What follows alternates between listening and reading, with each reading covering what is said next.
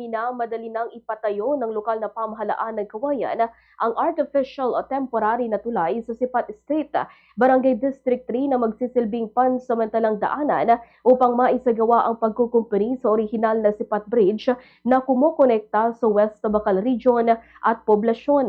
Matatandaan na nitong Setyembre ngayong taon bumigay ang kalahating bahagi ng approach ng tulay na agad namang inayos ng Engineering Office. Matapos ma-rehabilitate ang nasirang bahagi sa District 3 ay nabutasan naman ang approach sa bahagi ng Barangay Labinab. Ayon sa pahayag ni Barangay Sas-ani Mayor Cesar JCD Jr. na antala ang pagkukumpuni sa tulay dahil sa mataas na level ng tubig dahilan upang hindi mailagay ang mga sheet piles o barrier na kinakailangan sa konstruksyon. Dahil nabutas na rin ang kabilang approach ay sinabi ng alkalde na kinakailangan ng gumamit ng artificial o temporary bridge upang hindi maapektuhan ang mga residente ng West Tabacal Region.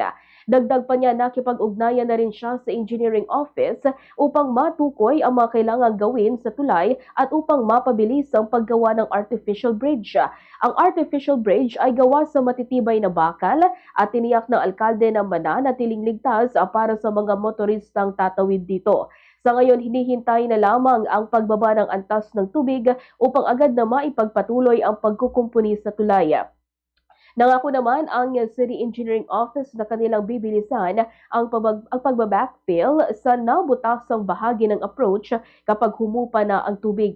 Ganito ang bahagi ng pahayag ni Mayor Cesar JCD. Okay na ang panahon, medyo tumigil na ang rainy season, ay sisimulaan na rin po nating ayusin yan.